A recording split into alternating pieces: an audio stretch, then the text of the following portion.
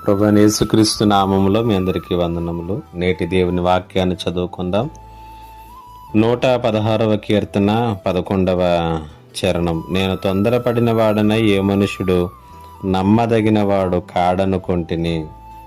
జీవితంలో ఎదురయ్యే కొన్ని సమస్యలలో, జీవితంలో మనకు తారసపడేటటువంటి మనుషుల ద్వారా, కొన్నిసార్లు మనకు తగిలేటటువంటి గాయాల ద్వారా చాలా సందర్భాల్లో మనమందరం ఏమనుకుంటామంటే మనుషులలో ఎవరూ కూడా నమ్మదగినటువంటి వారు కాదు, మనుషులందరూ కూడా అలానే ఉంటారు, ఎవరిని కూడా నమ్మకూడదు అని అనుకుంటాం. 116వ కీర్తనలో 11వ చరణంలో దావీదు కూడా అలాగనే అనుకున్నాడు.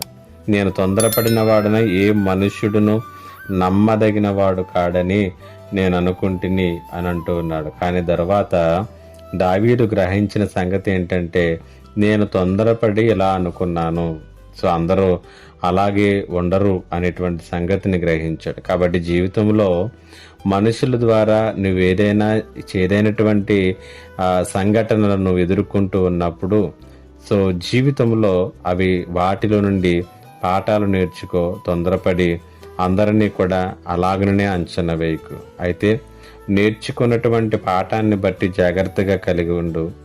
నమ్మదగినటువంటి దేవుడు నీతో ఉన్నాడు అనేటువంటి సంగతిని నువ్వు గ్రహించి ముందుకు కొనసాగగలుగుతూ ఉన్నప్పుడు ఆయన నీ జీవితంలో ఆయన జోక్యముతో గొప్ప కార్యములు జరగడం చూస్తావు. పరిశుద్ధాత్మ దేవుడు ఈ మాటల చేత మిమ్మల్ని బలపరచునుగాక.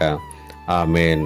ప్రార్థన. మా దేవా, నీకు వందనాలు. ఈ లోకంలో రకరకాలైనటువంటి మనుషులు మా జీవితాల్లో తారసపడుతున్నప్పుడు అందరి విషయంలోనూ జ్ఞాన వివేకములతో ప్రభువైన మేము జాగ్రత్తగా మసులుకోవటానికి నీ కృపను సహాయమును అనుగ్రహించమని యేసు నామములో అడిగి వేడుకొనిచున్నాను తండ్రి.